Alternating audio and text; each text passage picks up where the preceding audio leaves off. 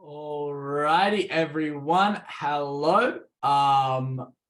Just jumping in now. I am going to be starting in a second, but I'm just going to be letting some people in over the next minute or so, just as more people join. So we'll be getting started in a minute or two, but it's good to see you all. Guys, I'm going to open the chat just for now. So comment down below if you guys are here, if you can hear me, if you can see the screen as well. Let me know if everything's all good. At some points, I will have to probably mute the chat just because it often gets a little bit crazy. We're probably expecting around 300 plus people. So it does get pretty crazy at times, as anyone who's joined previous Zooms will know.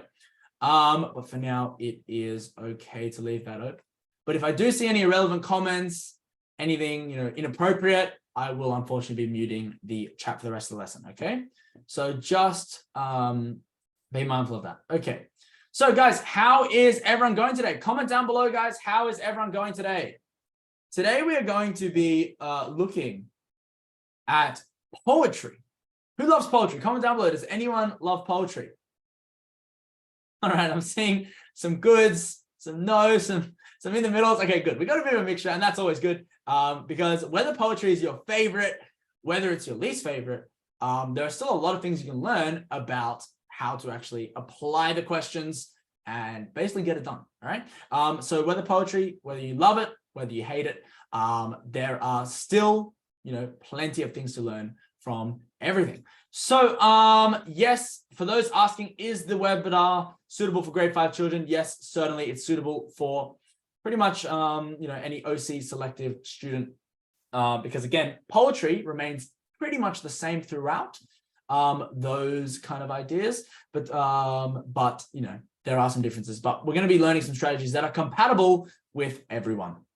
Alrighty, so as I'm just going to be letting more people in, I am going to get started now. And so if you do jump in, if you have just jumped in, welcome. But let me just get started now. So my name is Cullen. Let me spell it out. You can probably see on the Zoom in, although no, I think I'm using Steve's account. So my name is Cullen. That's how you spell it. And essentially, I'm one of the lead tutors here at Scholarly.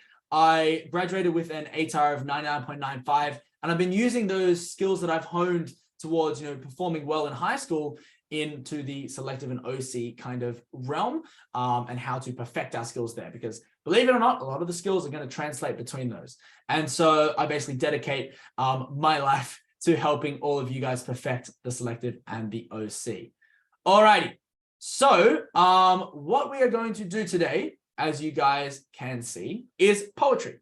We're going to be basically going through some secret techniques, some methods, some approaches of not only how to analyze poetry, okay? It's going to be a bit of a double-edged webinar today. We're going to be not only analyzing poetry and just understanding more about poetry itself, but we're also going to be going through some techniques and strategies as to how to answer the questions as efficiently and accurately as possible, okay? Because one thing we've got to realize, and this is super important, and I mention this quite a lot in my classes, but there is a balance between speed and accuracy, okay? Especially in reading tasks, okay?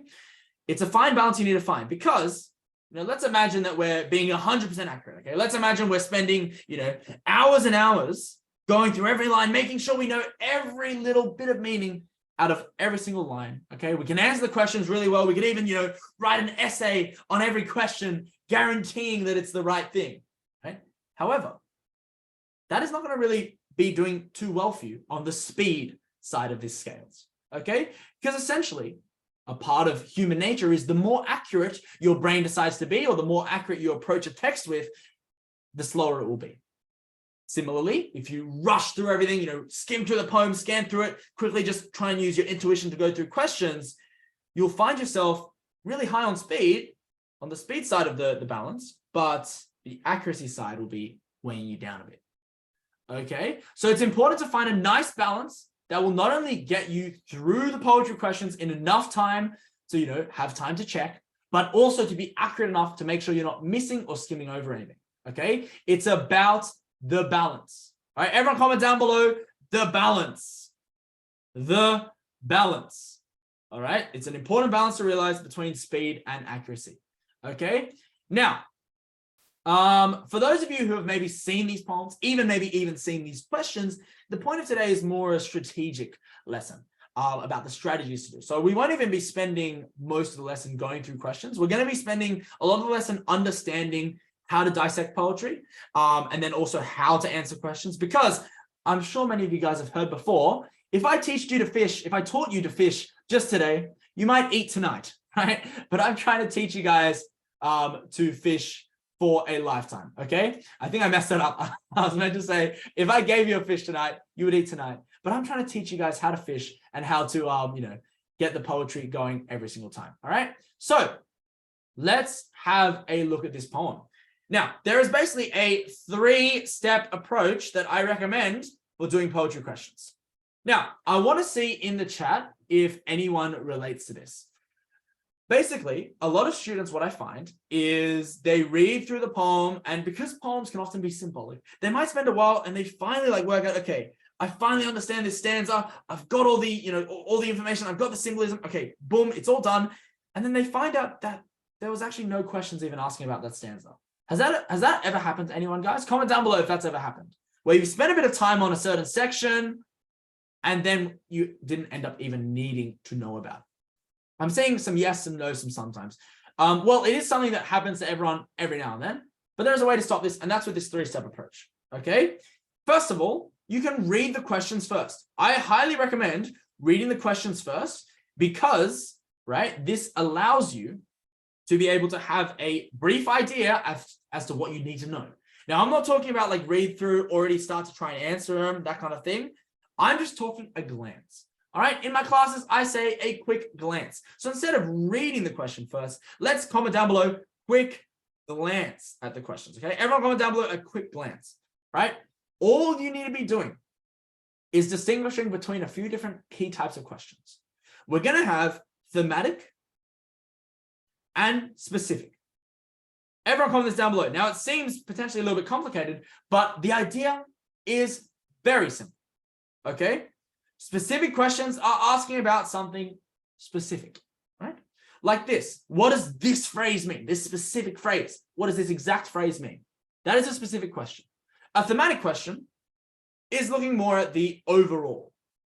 If it's looking more at the overall, so for instance, this one here, the main message, or looking at the poet suggesting, this one is a little bit more of a thematic overall question, just because we can't pinpoint it to a specific section.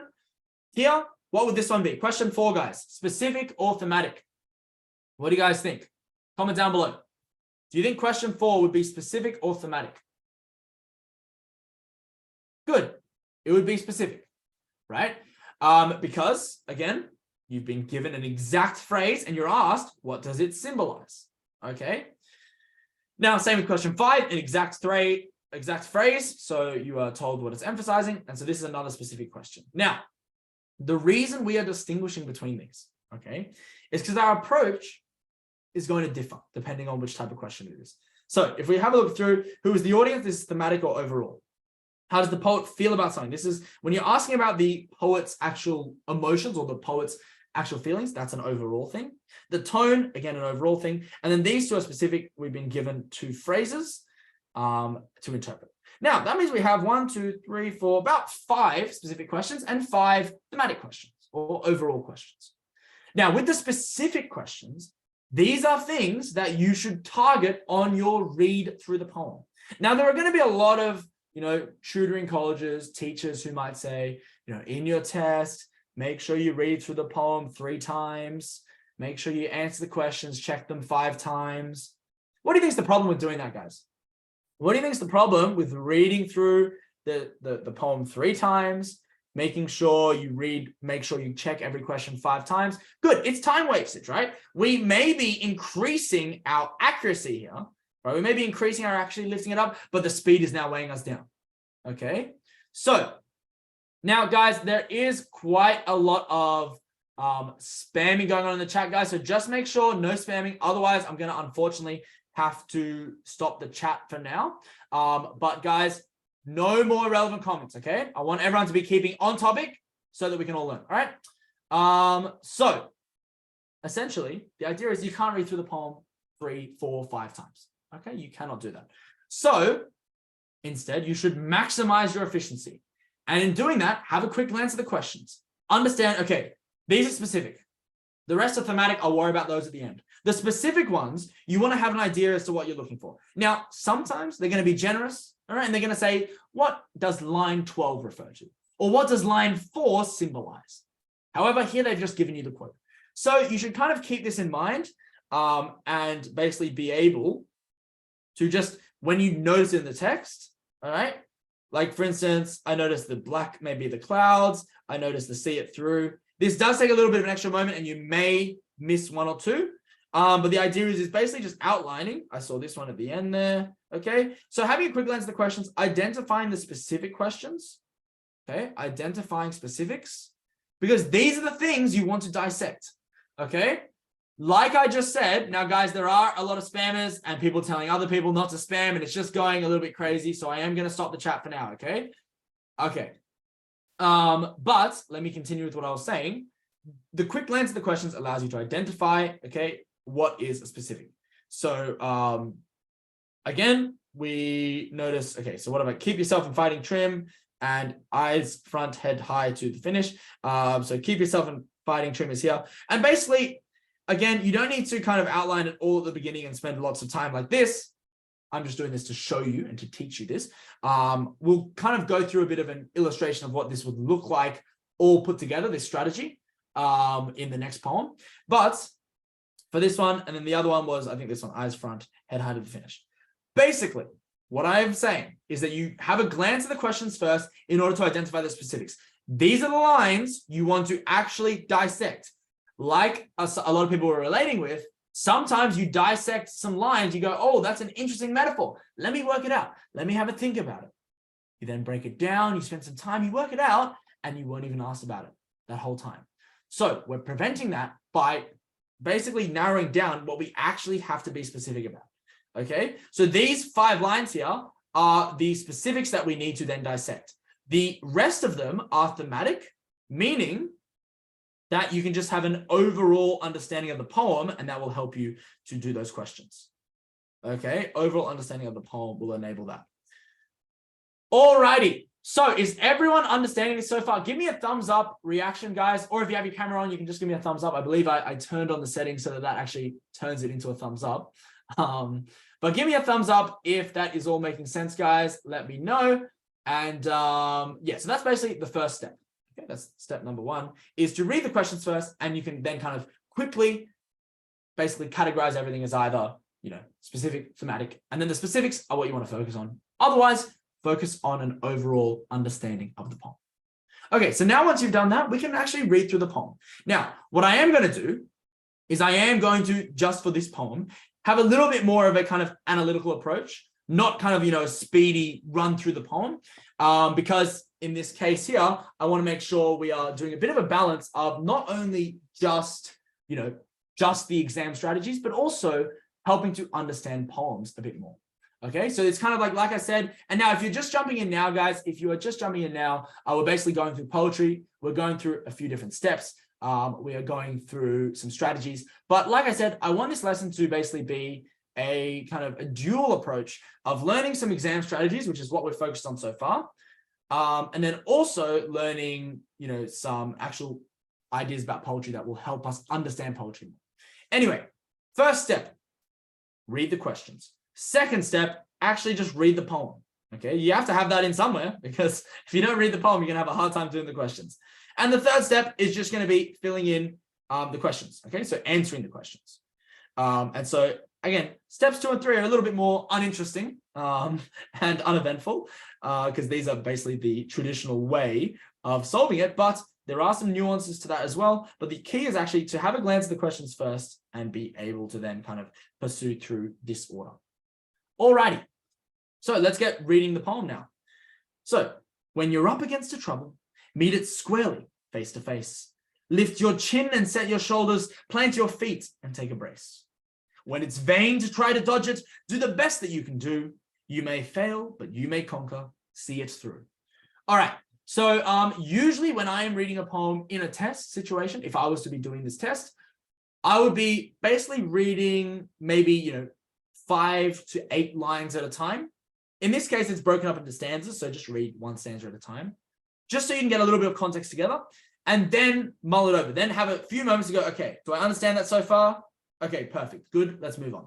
So, because you don't want to be over analyzing little lines, but you do need to have, okay, you do need to have a good understanding of the poem. So basically just reflecting upon this, we see that, okay, it's, got some motivational liners about, basically meeting trouble face to face, basically not running away, facing your challenges and kind of embracing all those kind of ideas. Now, a few kind of technical aspects, which are good to break down, aren't asked about in the questions, but this is, again, that idea of learning more about poetry, is the rhyme scheme here.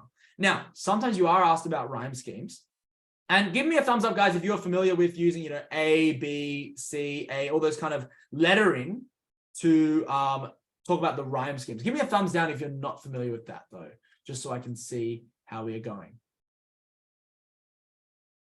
Okay, so it looks like pretty much everyone is familiar with it. A few thumbs down, so I will explain. Basically, the way that rhyming schemes work is obviously you look at the last word and you try to have a quick judgment as to whether these words rhyme. So let me give you a bit of a sample poem just to illustrate my point. So now it's not going to be a fantastic poem by any means, but it's going to do the trick. So there was a cat. He sat on the mat. I'm sure that was not a surprise to anyone. He sat on the mat. He looked to the sky. He wanted a pie. Okay. So, I know I'm not a poet by any means, but this will do the trick to illustrate the rhyming schemes. So what you do is you identify the last rhyming syllable of each word, of each line. Now, they don't need to look the same. For instance, sky and pie, do these rhyme or do they not rhyme? Give me a thumbs up if they rhyme. Give me a thumbs down if they don't rhyme. Okay, so it seems like everyone understands that sky and pie rhyme, even though they don't end in the same lettering. So even though they're spelled differently, they would still be counted as rhyming. Now, the first line in any poem is given an A when we're talking about rhyme schemes, because A is the first letter of the alphabet. So it makes sense. Now, as you go along, this rhyme, cat, is assigned to A. So anytime you see a word that rhymes with cat, you get the letter A. Now, mat happens to rhyme with cat. So that is also labeled A, okay? It's rhyming between those two lines. Now, he looked to the sky. Oh, that doesn't rhyme. We've got to change our letter to the next one. B, it's a different word. Now, pie does rhyme with sky. So it's going to be this rhyming scheme. It's going to be this rhyming word. It's going to be another B, but it's not going to be A because it doesn't rhyme with cat or it doesn't rhyme with mat. So we would say that this stanza or this poem has an A, B, B rhyming scheme. Okay. So you can basically have a look at this poem, for instance. Okay. And if you look at trouble, so that would be the A. Face, completely different. B. Shoulders, again, doesn't rhyme with any of them so far. So that would be C. And some poems that don't rhyme, you can literally just go A, B, C, D, E, F. And if a poem doesn't rhyme, you wouldn't say the rhyming scheme is A, B, C, D, E, F, G, H, I, J, K, L, M, N, O, P. You would just say it has no rhyming scheme. Okay. But for this case, notice we have brace, okay, which rhymes with face. So we actually go back to this letter, which is a B. Okay. So you put a B there, A, B, C, B. All right. So that is the rhyming scheme. All right, you can continue, dodge it. This doesn't rhyme with anything, so this would be like a D. Do doesn't rhyme with anything. Conquer doesn't. And then through rhymes with do, so you'd go back to E. Now, it's your choice whether you want to, start the letters again. You usually don't do a rhyming scheme for a whole poem, but this is essentially how you do rhyming schemes. So give me a thumbs up if you guys understand that idea. Give me a thumbs up if you understand that idea, everybody. Awesome. Now, in terms of this, what you would typically see is you might see something like a question saying, what is the rhyming scheme in stanza 1? Okay. In which case, often, because this second half of the poem here, it mirrors the first half. You've got the same kind of idea as no rhyme, and then rhyme, right? Every second one rhymes in this sense. So sometimes they might just call that A, B, C, B.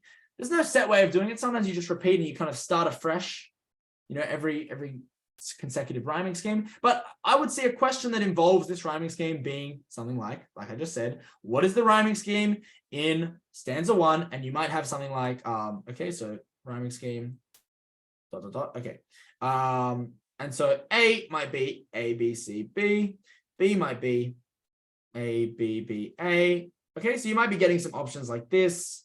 Okay. And so that's why it is important to have some kind of understanding of how rhyming schemes are labeled. Because I have seen in some OC and selective questions where they have actually asked for this concept. So I think it is important to acknowledge that. Okay, so that would be a question. And then you'd say, all right, well, let's go through. You notice, okay, A, that doesn't rhyme. That doesn't rhyme, but this rhymes. So then you'd be able to circle that. Okay. All right, so that's one aspect. Now, another thing that I do want to mention just on the technical side of things in terms of understanding poetry, again, like I said, this isn't for answering the questions. This is more so for our understanding of poetry as a whole, is that when you look at this poem consists of stanzas. So if you haven't heard that word before, it just means a paragraph. So there are 3 stanzas. In poetry, we call a stanza a paragraph a stanza.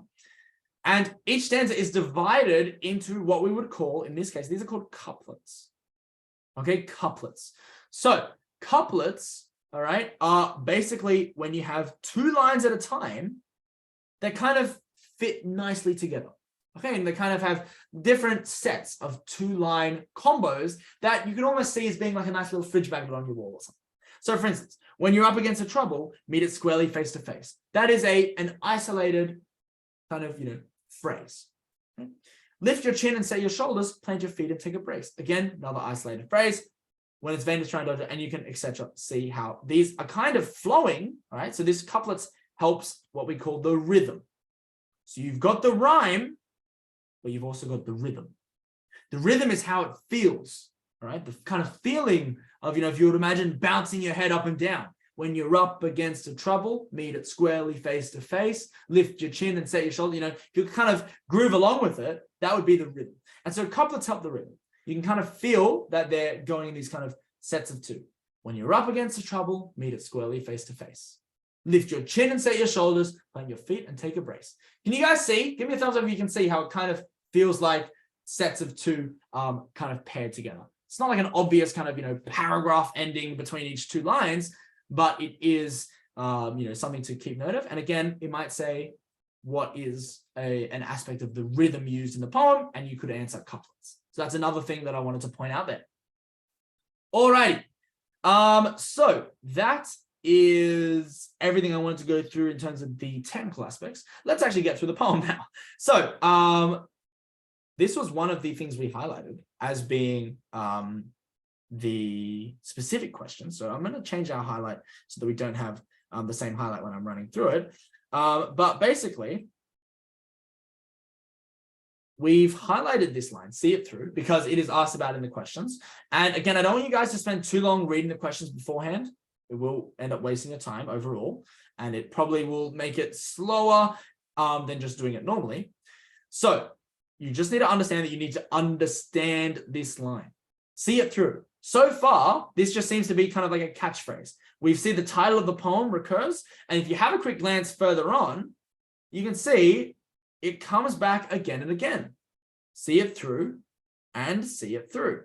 Okay, so see it through, see it through. This is what we call in poetry a refrain. Kind of like a chorus in your favorite song. A refrain is basically when something recurs, comes back, okay? And you can see here that it's almost like a little chorus, like a 1-line chorus at the end of each stanza. See it through. And it's linked to the title as well, which is even more important to see that that is essentially, what's uniting the poem is that all of it is about basically pushing through, having resilience, that kind of thing. Now, just to mention, I will mention a few times throughout the session, since there are just people that I'm constantly letting in, I'm just constantly letting you guys in. Sorry if there was a bit of a delay that you're in the waiting room, but if you are jumping in, we are going through poetry today. Okay, my name is Cullen and we're going through poetry. We're looking at both strategies as well as, an analytical aspects of poetry. Okay, So anyway, let's continue. So that's the first stanza kind of done and dusted. Now, in terms of understanding this, see it through, that's what we need to dissect. You can see, again, it's kind of just like that catchphrase, that uniting refrain that tells people to push forward and kind of encapsulates the whole theme of the poem, the whole kind of message behind the poem. Okay. So far, guys, are there any questions? I'm going to open the chat and you guys can ask any questions that you have. I'm seeing a few hands up just because of the logistics and the amount of time I have. I don't think I'll be able to take any, speaking questions, but any questions I see in the chat, I'm happy to answer if I see it. Okay. Now, so guys, give me a hashtag crystal clear if you're understanding everything so far. If you're understanding everything so far, give me a crystal clear, guys. All right, someone's asking, what is a couplet? Okay, the couplet is basically when you are having two lines at a time that kind of flow together nicely, and they're kind of almost as though you take that by itself as a little quote. So normally some people say it's like every two lines is a sentence, but you don't actually have to have a full stop, that kind of thing. But it almost feels like every two lines you have a sentence. So it's kind of like the poem is divided into groups of two lines that flow together nicely with rhythm. So the feeling and the kind of movement of the poem is in groups of two. So hopefully that answered your question. All right. Now, okay. So what do we call the line that repeats after every stanza? So in this case, refrain is what we call it. That's the technique that we would call this. It's kind of like a chorus, like I said, when it comes back every paragraph or every stanza in the case of poetry. So it's called a refrain. It's like a chorus. Okay. All right. So for now, I'm going to, okay, I'm having a look at some more questions. I think I'll come back to some questions in a second because I do want to move through a little bit more of this. I will get to metaphors at some point. I'm seeing that also asked. Okay. Now let's get on to the next stanza. So we acknowledge that see it through, for those of you wondering what see it through means, it's kind of like pushing forward, right? See it through, make sure you see the task through, make sure you see it and make sure it's done. Okay, so I'm going to turn off the chat for now. And then I'll add it up, open it up later for any questions. Okay, so it's basically pushing forward, moving through, making sure that the task is finished. Okay, if you want to do a task, make sure you see it through, which is a kind of like a phrase for making sure it's finished. Okay, enough dilly-dallying, let's get forward. So black may be the clouds about you. Okay, so this is now something that's getting into a bit of the figurative language. Now, do you think that it's actually talking, I'm going to open the chat just for a few questions. Do you think that it's actually talking about black clouds around the character? No. Good. And a lot of us recognize that straight away. And so when you're looking at the poem and the message of the poem, we've kind of understood so far that a lot of it is about troubles, challenges, right? That's all I want you to kind of grasp from the poem, the main theme. I don't want you to be overanalyzing lines that you don't need to. We've acknowledged the lines that need us to understand them in a deeper meaning. Okay, we don't need to do it to every line. So if we have a look at this next stanza here, black may be the clouds about you, this would be what I would call a symbol, I suppose. A lot of the figurative techniques often overlap a bit. So you can kind of say that something's a metaphor and a symbol, that kind of thing.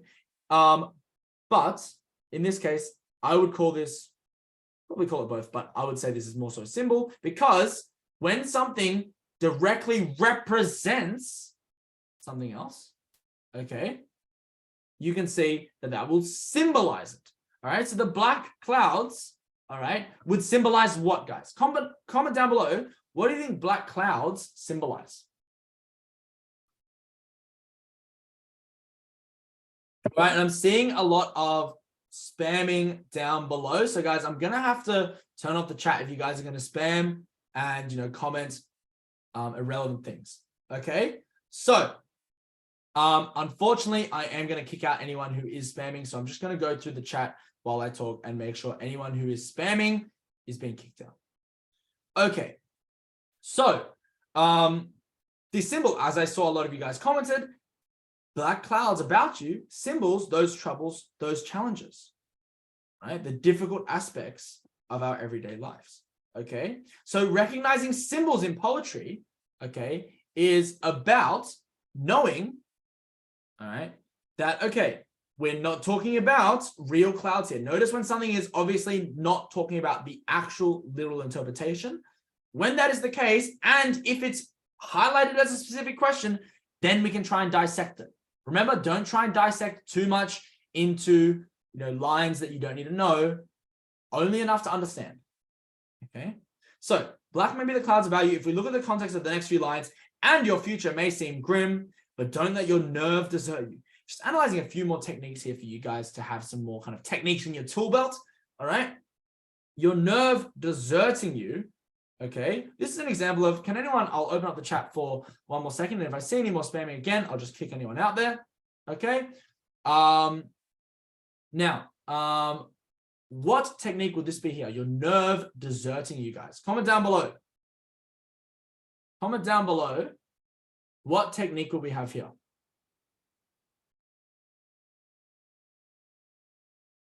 Comment down below. Good.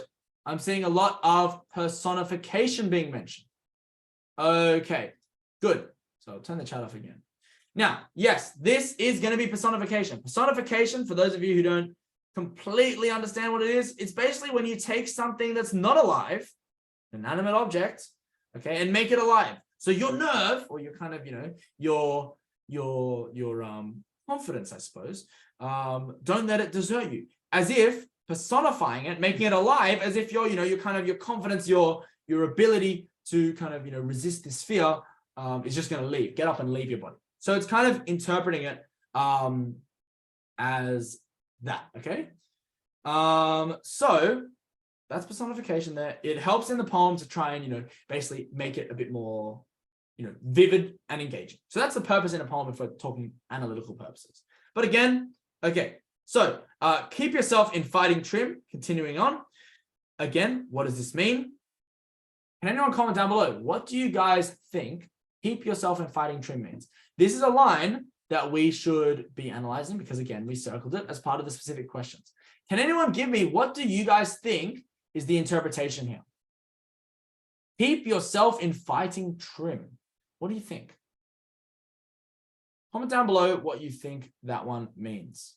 Again, you've got to ask yourself whether you're taking a literal approach, okay? Whether you're taking a literal approach or whether you're taking a figurative approach.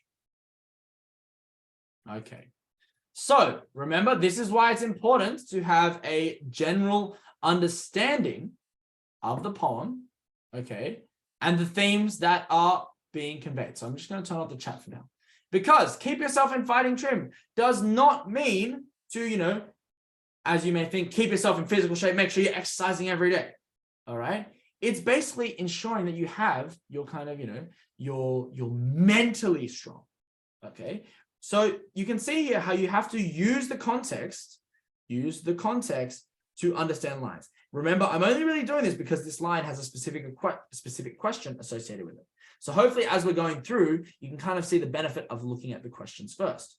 So let me make that personification, baby personification. Okay, so keep yourself in fighting trim is basically referring to not keeping yourself physically strong, but mentally strong. And I'm seeing a lot of comments saying, never giving up, persisting. Exactly. So keep yourself kind of ready to keep on moving. So keep yourself mentally strong. Okay. Because again, it's about your nerves deserting you. Okay. It's even if there are challenges. Now, again, if you read this stanza literally, just pure literally, then you'll see that there are black clouds above you. Make sure you're keeping yourself physically exercised, that kind of thing. And it just doesn't add up. So try and do, double take and realize, okay, symbolism of troubles, challenges. There might be troubles and challenges about you. Your future may seem grim, okay, but don't let your nerve desert you. Remember that personification is referring to us, your confidence. Don't let your confidence leave, right? Don't get scared. Make sure you are keeping yourself in fighting trim. Again, it only makes sense to be talking about the mentally strong here, being able to push forward. Right. So I'm seeing a lot of comments like never give up, that kind of thing. That shows me you guys have definitely got an understanding of the overall poem in order to interpret the lines. Okay. So an understanding of a thematic understanding comes first before the specific understanding. Anyway, we continue through. If the worst is bound to happen, spite of all that you can do, running from it will not save you. So again, it's kind of the idea of facing your troubles, facing them head on. All right, so running from it will not save you. See it through. We can see the refrain coming back again. And last stanza, even hope may seem but futile. Does anyone know what futile means? Comment down below. I'm going to open up the chat. Comment down below. Does anyone know what futile means? What futile means? Okay, I'm seeing a few no's, a few yeses. So futile basically means that something is pointless. Okay, something is pointless. So if your efforts are futile, it means there's no point going to these efforts. Okay. Now, what happens if we come across a word we don't know? Okay, this will happen. Sometimes you'll come across, who's come across a word in a poem that they don't know before? I'm seeing a me everywhere. All right, so what we do in all our classes, this is what we talk about, is the idea of context clues. That's why I was seeing some people already commenting that down below. But yes, you use context clues. A word that you don't know, okay, is really an opportunity for you to practice your use of context clues. Okay, so basically, let's have a look at context clues. It's the idea of looking at the sentences around it, okay, and using the context, meaning the sentences and the words around it, to understand what it is meaning. For instance, okay, I'm going to disable the chat now because I'm getting a bit of spamming. Now, basically, let's have a look at this line. Even hope may seem but futile. So it's saying even hope may seem something. Now, already from this, I'm saying, okay, well, based on the, words of the poem, okay, it's trying to say that, oh, your hope may be diminishing. It may be not there, okay? Your hope may seem disappearing, but remember the but shows you're changing direction. So identifying kind of words like that, but or however means kind of a change in direction. So using the context clues, you can see that, okay, even hope may seem but futile when with troubles you're beset. So when you've got troubles and your hope may seem futile, then you're facing, challenges that other people have experienced. So you can see here that the futile must be meaning, okay, when your hope is down, when it's not there, when it's, again, not seeming like the hope is really worth engaging in. Now, of course, you're not going to get the exact word for word, but consider what I was saying before. Do we need to overanalyze this line? No, we do not. We have not been asked a question about it. Now, it's good to understand it, okay? But we should only worry about it if a question needs us to know, okay? Because I assure you, if you just read over this, it will not change your interpretation of the poem overall, okay? So, basically, if you are asked about this, even hope may seem but futile, these strategies of using the context clues is going to help you solve one of those types of questions. If it's saying, what does the word, let's say this is a question, what does the word futile refer to in the, third stanza? Okay. In this case, let's say you get 4 options, sorry. Let's say you get the answer that we all know it is because I explained it, pointless, reassuring,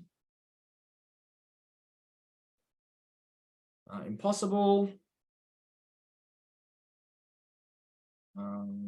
enlightening. Okay, let's say these are our 4 options for this type of question. Using the context clues, you can, first of all, understand the general tone of the words. Now, like I said, you might not arrive at the fact that this word means pointless, but what you might arrive at is the idea that, okay, hope is not there, or something to do with being, gone or not useful, that kind of thing, some kind of negative word, okay? Because of the tone, even hope may seem like this. They wouldn't say even hope may seem, enlightening or reassuring, because it wouldn't make sense to say even hope and then use a positive word.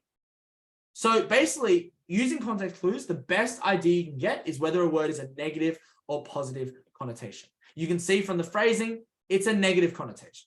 Do we understand that? Give me a thumbs up if you guys understand that idea of using context clues to get an idea for what a word means without actually knowing what it means. Of course, there's a limit to what you can do, okay? You can't know every word, the exact meaning, okay? But you can help yourself get a better understanding. So in this question here, for instance, you could rule out reassuring and enlightening because you know it's not going to be a positive word if it says even hope is like this, okay? And then you can kind of maybe slot some words in and say, even hope may seem but impossible. I don't know if that really works with like hope being impossible, because, you know, you're hoping for something. You can hope for anything. So it's not like it can be impossible.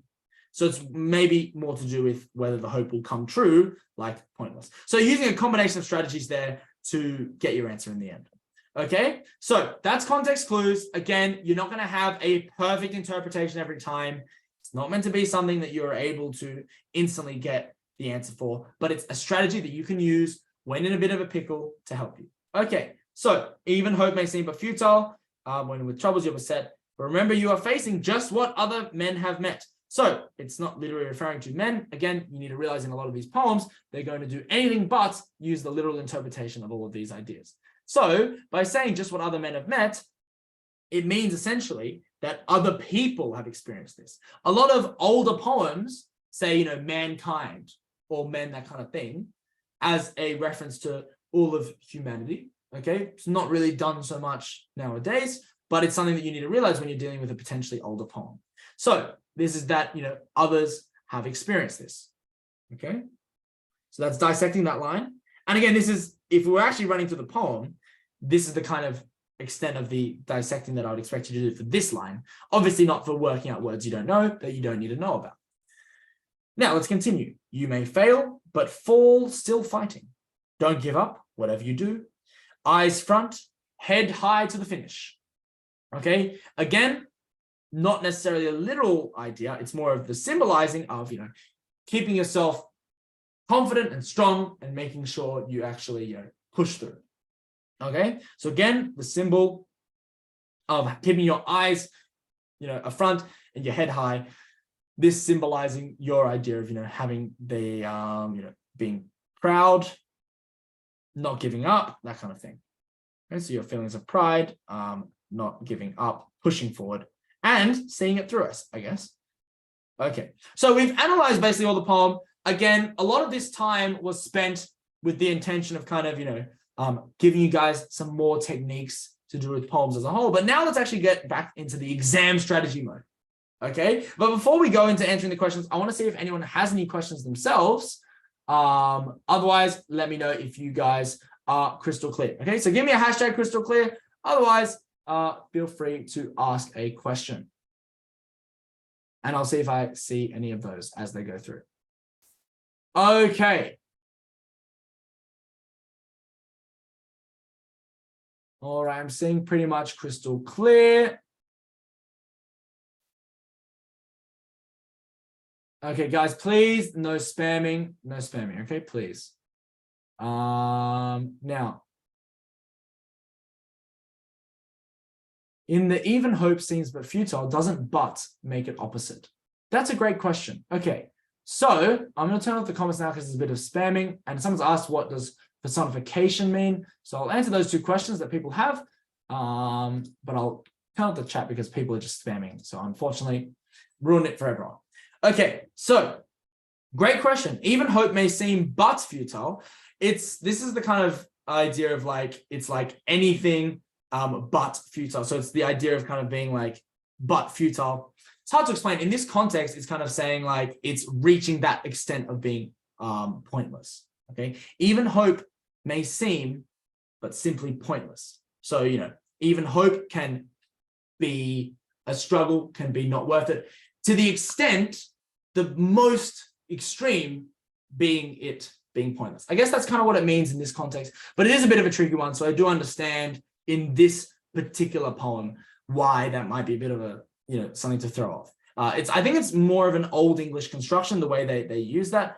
But it's something that's kind of in the context of the sentence. But again, this context clue strategy is more so, you know, again, teaching you guys to fish rather than giving you guys a fish, in the sense that this strategy will work amongst other poems. But yeah, in that case, that can be potentially confusing. So great question, and thank you for that. Now, personification, like I was mentioning before, for those of you wondering about that, it's when you take an object that isn't alive, so an inanimate object, and you make it alive. So for instance, your nerve, or, you know, in this sense, it's kind of like your confidence or your ability to, you know, stay strong, is not an alive thing. It's not a, you know, it's not a living person. But personification is when you make it like a person, desert you, so actually leave you. Okay, it's like, another example of personification in this case could be, even hope may decide to leave you. All right, in that case, you can see that hope is in kind of like an emotion or a feeling. So it can't actually leave, but you're giving it a person-like trait, even though it makes sense when we say it. Just because of the way that we use figurative language a lot, you can see that, in this case, that's the idea. So hopefully that answers your questions, but let's, for the sake of time, get into the questions now. Okay, so basically my strategy for approaching these questions is that, again, the main message here, in this case, it's quite easy. You can see that you're just having a good understanding of the poem will help you do this. I highly recommend a process of elimination approach, POE, which basically tells you that you are ruling out any wrong answers so that you can very quickly get to the right answer. Because often you might have one or two answers that are incorrect, that are correct, and one of them's a bit more correct than the other. Okay, so let's go through it. What is the main message? A, always run from your problems. Obviously, this one is wrong because the whole point is to face your problems, not to run from them. So rule it out. Always fight with others, rule it out. This is clearly not the point of the poem. To fight with others is not the point. Never face your problems. Again, the opposite of what we know the poem is about. So the answer has to be always face your problems and never give up. It's fairly straightforward. This type of question, I wouldn't suggest that all the questions are going to be this straightforward, but sometimes there are going to be these kind of questions and you just need to quickly jump through them and make sure you're maximizing your time. Now, comes to the first point when we are looking at a specific phrase that we required to highlight. So this is why we dissected this. Keep yourself in fighting trim. We dissected this as meaning keep yourself mentally strong. So if I open up the chat for a second, what answer do you think this guy's is going to be? Comment down below. What answer do you think this one is going to be? Good. I'm seeing C, C, C. Plenty of C's. Looks like we all agree. Good stuff. Okay. So yes, essentially staying mentally strong. So it's not you can see here, these ones here are basically the literal interpretation, right? In fact, B is like the most literal interpretation, which is keep yourself ready for physical fights. That's, I suppose, what it means to say keep yourself in fighting trim. However, understanding that line in the context of the poem, that's why it's important to highlight it first, so you can actually look at it with the context clues around it. You can see that it's clearly talking about, based on the lines before and after, being able to push through and being able to face challenges. So A and B we can rule out, they're gonskis, okay? D, keep yourself clean and neat. That could be a potentially interpretation of this line. However, clearly in this stanza where it comes, it's talking about don't let your confidence desert you, make sure you stay strong, that kind of thing. So it's pretty clear to see that it's not going to be about, clean and neat. It's about strength and mental strength of that. All right.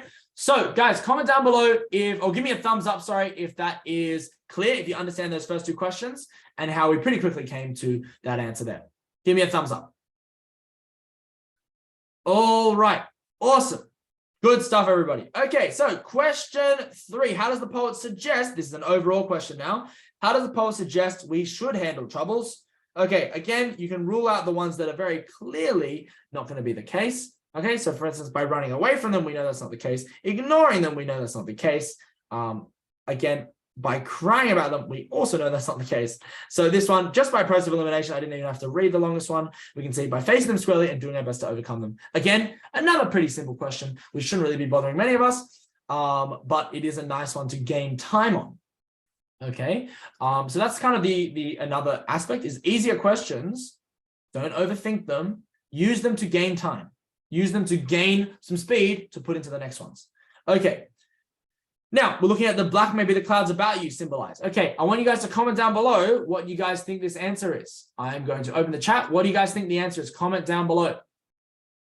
Okay, again, seeing a flood of option C's. Good. Okay, I'm going to turn the chat off just to prevent some spam. So, again, hopefully we realize from reading through the poem and dissecting that line that it is not a literal interpretation. Nighttime, bad weather, and rain are all literal, meaning like actually word for word, just taking that sentence as what it means. Those are all literal interpretations. We need to be looking figuratively, and especially when the question is directing us at the word symbolize, Okay, so if you ever come across that word, you know I need to stop thinking about this literally. Okay, so symbolize means not literal. You need to be looking for some kind of figurative, deeper meaning to it, which in this case we saw was the troubles or the challenges, and that is the difficult times or problems. Option C. All right, let's move through. Again, another specific question when we were asked, what does see it through emphasize? Okay, again, from understanding the theme of the poem, this one makes a lot more sense, but it was a refrain that was basically the idea of pushing forward. Okay, so looking through things and seeing things we know are two literal interpretations. Okay, seeing through people, again, literal interpretation. So process of elimination is very simple to get to your answer. Okay, of perseverance and not giving up. Again, you can basically see not giving up in the sense of, that's the overall theme of the paragraph, okay, of the poem.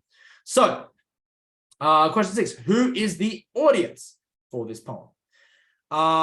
Okay, comment down below. What do you guys think is the audience of this poem? I'm going to open the chat. I want you guys to think about this one, because this one is where we really need to be using our problem solving, and I'm going to go through some techniques we can use to understand this one. What do you guys think is the intended audience?